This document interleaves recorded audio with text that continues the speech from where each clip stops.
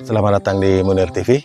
Subscribe, like, share, serta komentar untuk kita semua. Oke sahabat semua, kita akan melihat log band frekuensi dan log cell ID. Dan saat ini kita load balance di Ruiji W3000GX Pro antara Orbit Max H2 yang WebUI-nya sahabat bisa lihat saat ini, dan Orbit Pro HKM281 yang dashboardnya sahabat bisa lihat saat ini. Oke, kita juga load balance ke dalam Ruiji dengan settingan load balance 1 dan 11. Di menu lebih lanjut ini sahabat bisa lihat di sini 1 online dan 11 pun online. Kita load balance dengan settingan berdasarkan link dengan 1 beban dan 11 bebannya di antara 1-1, sehingga menghasilkan output yang lumayan bagus untuk 1 dan 11, atau 1 tambah 1 sama dengan 2 bisa bertambah. Oke, untuk sahabat bisa lihat saat ini di WebUI dari Orbit Max H2. Oke, kita coba login dulu. Ya, untuk masuk di WebUI ini sahabat bisa reset modemnya. Jika sahabat tidak menggunakan atau menghubungkan langsung di aplikasi Orbit, maka modemnya direset untuk masuk ke WebUI seperti ini. Kita akan lihat di menu lanjutan dan di menu sistem. Di sini cell ID dari Orbit Max H2 itu adalah 076. Di sini sahabat bisa lihat 076, 0205, 033 dengan PCI-nya 50. Kemudian di band frekuensinya kita lock pada band 1. Jadi di Orbit Max H2 kita lock pada band 1. Kemudian untuk settingan antenanya di pengaturan sistem ini, di settingan antena ini kita set pada otomatis, namun tetap terbaca antena 1 eksternal, antena 2-nya atau status antena 2-nya lokal. Karena di Orbit Max H2 ini kita gunakan antena Yagi Grid Single Cat Train dengan ketinggian 11 meter di BTS Desa Tetangga 3,5 km dari sini. Kemudian di sumber internet yang kedua, ini sebagai sumber internet yang pertama yang masuk ke WAN 1 yang statusnya sudah online. Orbit Max H2 ini ada di WAN 1 dengan IP address 192.168.8.1. Sementara WAN ini di Orbit Pro HKM281 dengan IP address yang kita sudah lakukan perubahan 192.168.10.1. Oke, kedua-duanya di load balance. Di Orbit Max H1 di sini PCI-nya 50, namun band frekuensinya yang berbeda. Band frekuensi B1. Nanti kita akan log band di Orbit Pro HKM281, karena jika kita berpindah ke band 3 dan band 8 pada Orbit Pro HKM281, maka akan menerima sinyal yang BTS terdekat sehingga kualitasnya jelek. Oleh karena itu kita harus log cell ID atau log PCI. Jadi di Orbit Pro HKM281 ini di menu internet kita sudah bisa lihat di sini ada channel N-band, ada AT terminal, kemudian selain dari engineering sebagai informasi.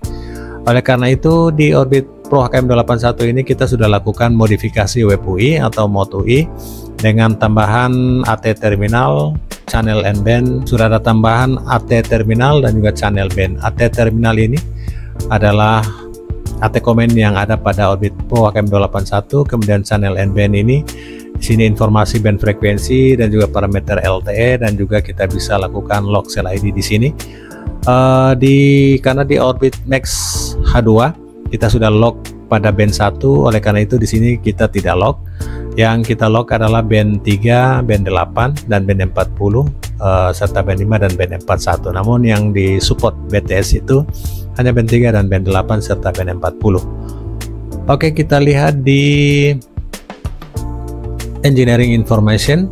Saat ini ada di band 3 dan cell ID-nya atau PCI-nya 50. Jadi di desa tetangga, BTS Desa Tetangga dengan cell ID di PCI 50 ini, dan juga band 3 di Orbit Max H1 band 1.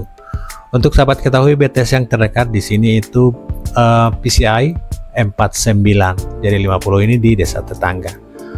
Oke, kita lihat di AT komen, digeser turun. Ini jika dilakukan modifikasi web UI yang ada sel ID-nya, kita bisa lihat nampak seperti ini. Di sini log frekuensi dan sel ID. Jadi keterangan di AT terminal ini, jika kita log sel ID dan log frekuensi, maka di sini keterangannya adalah AT sel, kemudian AT komennya adalah AT sel untuk log frekuensi dan sel ID, kemudian sama dengan mode ada 3, sel frekuensi disable, kemudian di 0, 1 adalah frekuensi enable, 2 sel log enable. Jadi jika kita sel log enable di angka 2, kemudian AT komen yang berikut adalah 0 sampai 3, 0 itu GSM, 1 itu UMTS 1 dan 2 ini ada di 3G, kemudian 3 ini MPG atau LTE, kemudian di band ini band 1 sampai band 41, kemudian sel ID atau PCI. Oke, sehingga di sini sudah ada contohnya. Yang pertama adalah AT bintang sel sama dengan 1,3,3,1850,00 ini menunjukkan PCI yang terakhir dan juga band frekuensi. Jadi sahabat bisa lihat 1 di selnya artinya menunjukkan frekuensinya enable jika kita menggunakan ini, kemudian angka yang berikut 3 ini adalah LTE. Kemudian di angka yang ketiga lagi, oke, sahabat bisa lihat 3 ini adalah band 3, kemudian ini adalah sel ID dan terakhir adalah PCI-nya. Oke, coba kita lihat yang kedua, AT bintang sel sama dengan 2 ini log sel ID. Sahabat bisa lihat log sel ID enable, kemudian 3 ini adalah LTE-nya, dan 0 ini menunjukkan band frekuensinya bebas, bisa 2, bisa 3, bisa band 8, bisa band 40. Jadi di sini bebas, diberikan secara otomatis. Kemudian ini adalah sel ID dan PCI-nya. Oke, coba kita copy yang ini, sahabat bisa lihat, dan kita paste di sini. Oke, di angka 1 artinya sel frekuensi enable, kita ganti angka 2 berarti sel log enable. Jadi kita ganti angka 2 saja, sel log enable, kemudian di PCI ini kita ganti dengan 50.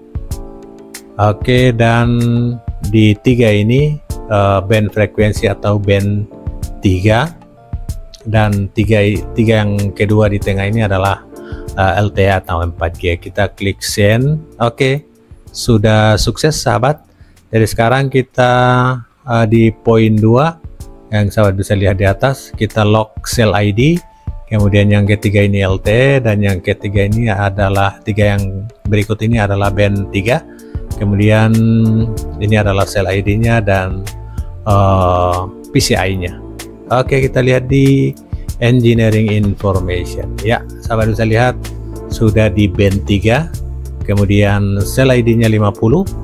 Oke, dengan DLR VCN-nya 1850. Oke sahabat, kita coba di handphone karena ini terkoneksi dengan Air Wi-Fi 5G. Ini nama Wi-Fi dari Ruiji EW3000GX Pro. Kita juga sudah terkoneksi di Ruiji EW3000GX Pro yang sahabat bisa lihat di sini CPU-nya sampai 11%. Dan kecepatan upload dan ini kecepatan downloadnya 5859, jadi hampir seimbang antara kecepatan download dan uploadnya. Coba kita juga terkoneksi di handphone saat ini dengan nama Wi-Fi nya. Kita koneksikan dulu di handphone. Di handphone juga terkoneksi dengan Air Wi-Fi 5G, dan kita coba uji performa di handphone saat ini. nama WiFi dari Ruiji W3000GX Pro yang terkoneksi dengan Orbit Max H2 di band 1 dan Orbit Pro AKM281 di band 3 pada BTS yang sama. Kita juga bisa bedakan dengan BTS yang berbeda. BTS yang sama tapi bukan BTS yang terdekat saat ini. Kita langsung loncat ke BTS desa tetangga karena kita lock cell ID di sana. Inilah manfaat lock cell ID. Kita bisa gunakan BTS yang cukup fantastis performanya dibandingkan dengan BTS yang terdekat. Jadi ini lumayan bagus di handphone juga. Jadi coba kita play.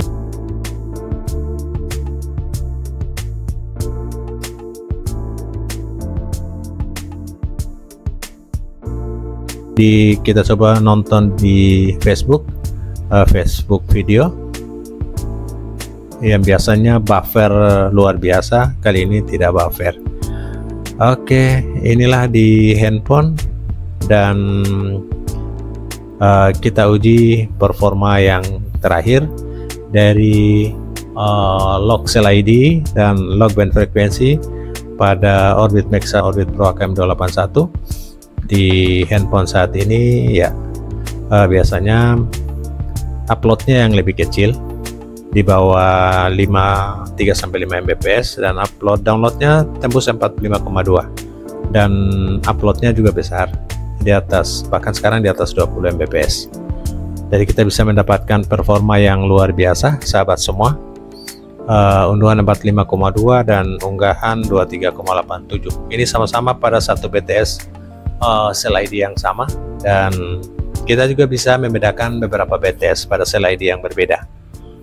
Oke, semoga menjadi informasi buat sahabat semua bahwa Orbit Pro AKM bagi sahabat-sahabat yang bisa melakukan modifikasi WebUI-nya, kita bisa lock band frekuensi dan lock cell ID.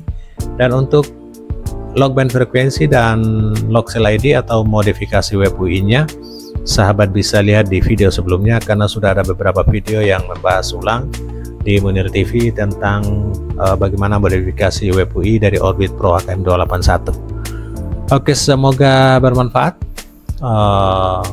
Kita bisa mendapatkan performa yang luar biasa antara dua device Ruiji W3000GX Pro, Orbit Pro AKM281 dan Orbit Max H2. Salam sukses. Assalamualaikum warahmatullahi wabarakatuh.